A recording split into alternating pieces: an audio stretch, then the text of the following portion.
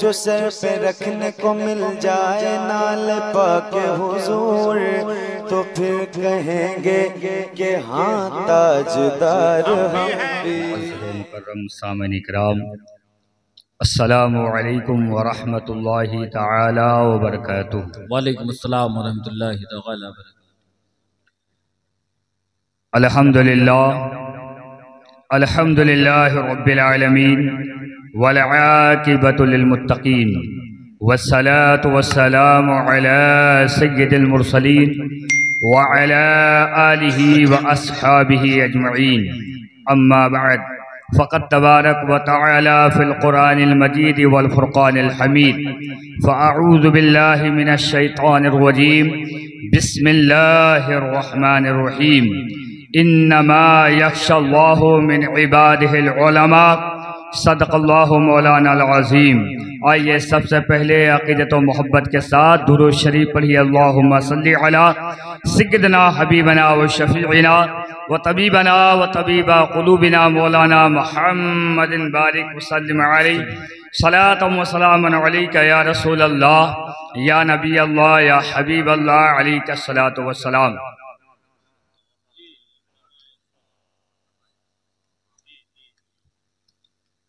अज़ीज़ान मिल्लत इस्लामिया,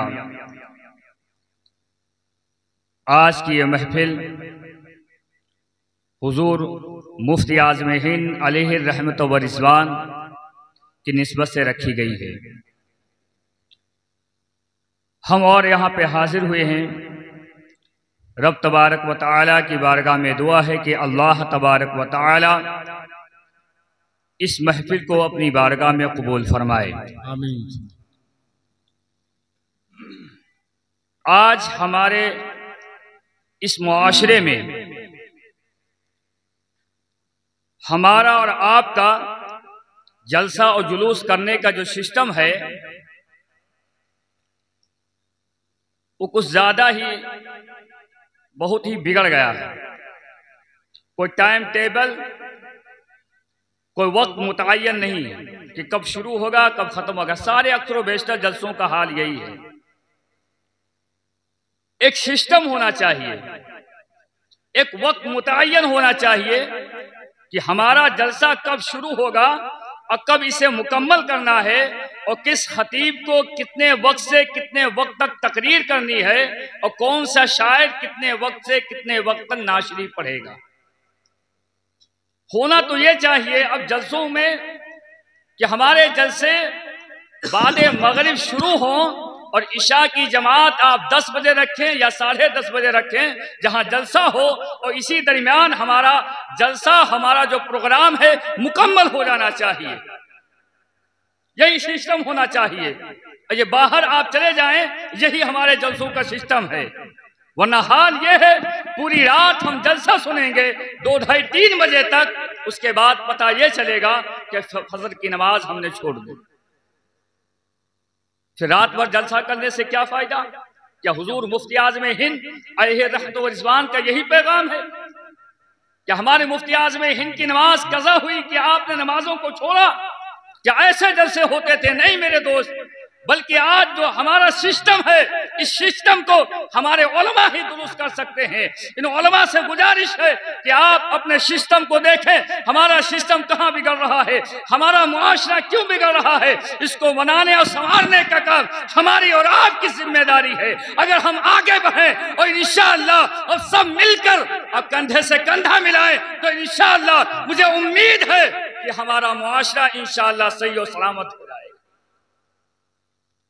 फातह खानी है, अब पूरा लंगर लुटा, सब खाए, अपने अपने घर चले गए।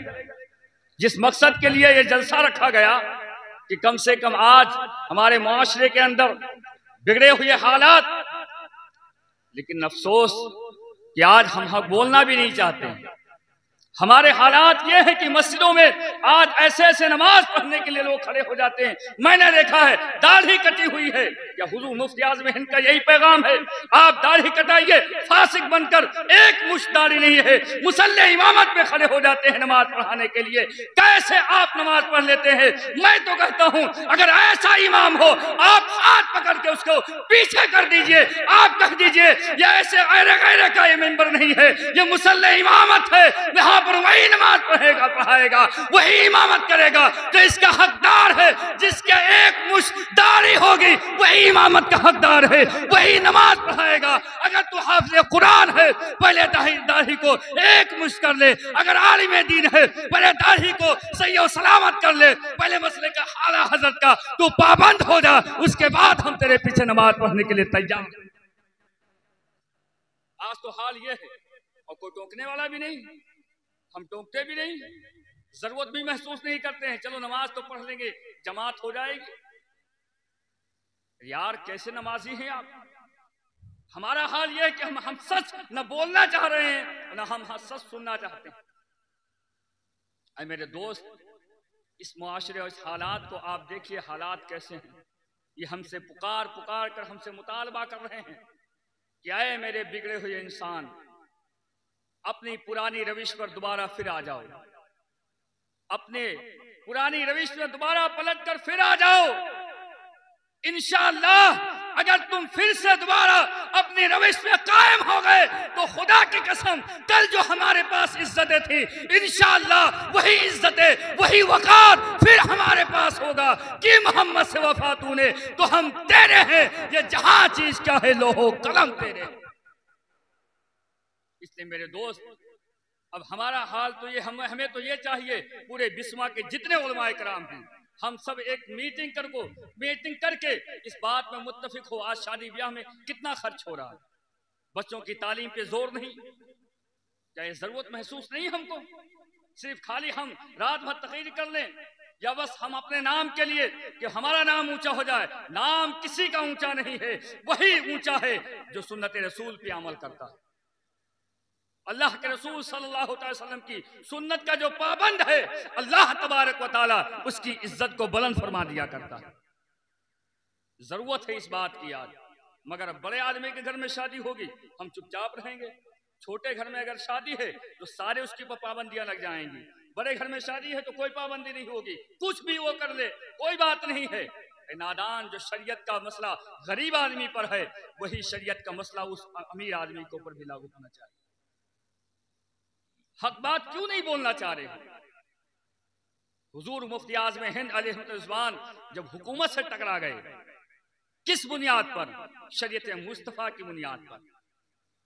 अगर आप उनके चाहने वाले हैं या उनसे मोहब्बत करते हैं तो हमें भी चाहिए हुजूर मुफ्ती आज़म हिंद के नक्शे कदम पर चलते हुए हक बोलना सीखो। अगर हक नहीं बोल सकते हो तो कैसी मोहब्बत है? मोहब्बत तो यह है कि अगर मुफ्ती आज़म हिंद से आपको मोहब्बत है, आप उनसे मोहब्बत करते हैं तो हक बोलना सीख जाओ। जिस दिन आप हक बोलना सीख जाओगे, हक पर कायम हो जाओगे, इंशाअल्लाह तुम्हारे लिए यहाँ भी कामयाबी होगी और कब्र में भी कामयाब होगी और इंशाअल्लाह मैदान महशर में भी आप कामयाब हो, कामरान रहेंगे। इसलिए मेरे दोस्त, आज आपने हालात को देखो, हमारा बच्चा कुछ भी करे लेकिन अब से कुछ नहीं कहेंगे, अब बड़ा हो गया, लेकिन जब छोटा था तब उसकी तरबियत की होती ना अच्छी, बचपने से लेकर अगर जवानी तक उसकी तरबियत कुरान और हदीस के सांचे में हुई होती तो फिर हमको बुढ़ापे में रोना नहीं पड़ता।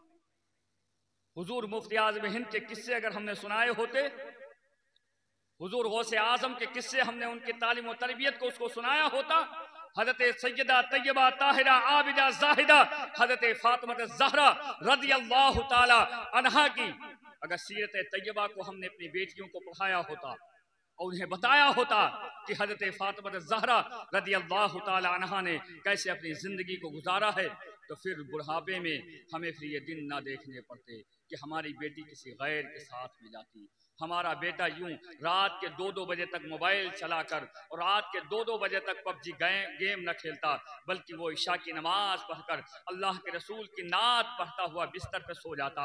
उसके बाद जब फजर की अजान होती, हय्या अलस सलाह हय्या अलल फलाह, तो यही बेटी उठती और अपने बाप से कहती, अब्बा हुजूर उठ जाइए, फजर की अजान हो गई है। वो बेटी भी नमाज पढ़ती, वो बेटा भी नमाज पढ़ता, अपनी माँ को भी नमाज पढ़ाती। लेकिन ये कब होगा मेरे दोस्त? ये उसी वक्त हो सकता है जब हम अपने बच्चों की तालीम और तरबियत और उनकी परवरिश जो हम कुरान और हदीस के सांचे में करेंगे। जो हज़रत तैयबा ताहिरा हज़रत फातिमा ज़हरा रज़ियल्लाहु ताला अन्हा की सीरत तैयबा के मुताबिक अपनी बच्चों की हम परवरिश करेंगे तो खुदा की कसम हमारे घरों में बहारें आ जाएंगी।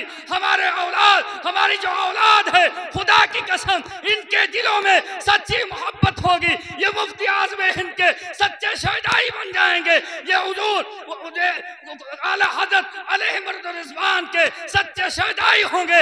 ये मसलक आला हज़रत के सच्चे पासवान हो जाएंगे। अगर इनकी तालीम और तरबियत इन बुज़ुर्गाने दीन के नक्शे कदम पर होगी तो इंशाअल्लाह हमारे घरों में इंशाअल्लाह बहारें हो जाएंगी। मगर अफसोस कि हम इस चीज पे आप ध्यान हमारा नहीं है और अफसोस भी नहीं होता।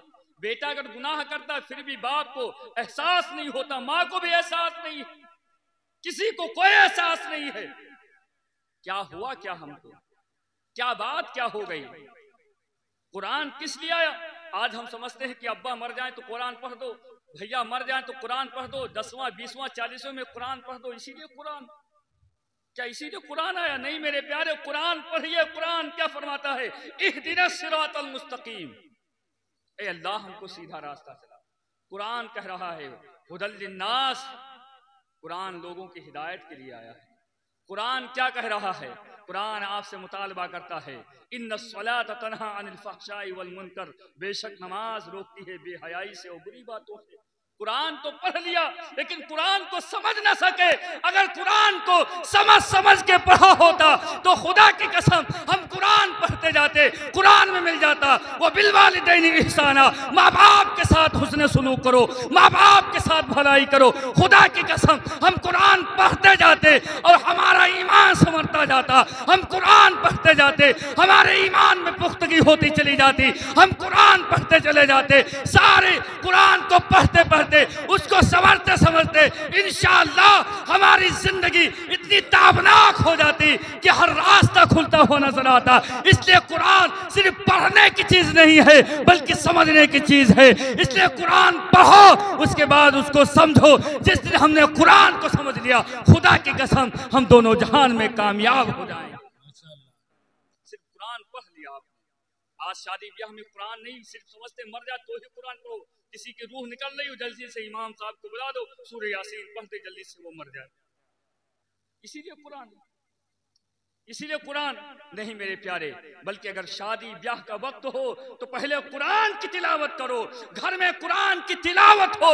जो बीबी अगर घर में आ जाए या आपके घर में बहू आए तो पहले आप कुरान की तिलावत करिए, उसे भी कुरान पढ़ाइए। वो जब आएगी और देखेगी कि जिस घर में मैं आई हूँ यहाँ का बच्चा कुरान पढ़ रहा है, यहाँ की औरतें कुरान पढ़ रही हैं, यहाँ के आदमी कुरान पढ़ रहे हैं, वो भी कुरान पढ़ने वाली हो जाएगी। लेकिन जरूरत इस बात की है पहले हम खुद कुरान पढ़ें, अपने बच्चों को कुरान पढ़ाएं। इंशाअल्लाह हमारे घर का जो माहौल है वो सारा का सारा माहौल एकदम गुलिस्ता बन जाएगा, हमारा घर जन्नत की क्यारी बन जाएगा। अल्लाह तबारक व तआला की बारगाह में दुआ है कि रब तबारक व तआला हम सबको कुरान पढ़ने और उस पर अमल करने की तौफीक अता फरमाए। अस्सलामु अलैकुम व रहमतुल्लाहि व बरकातहू।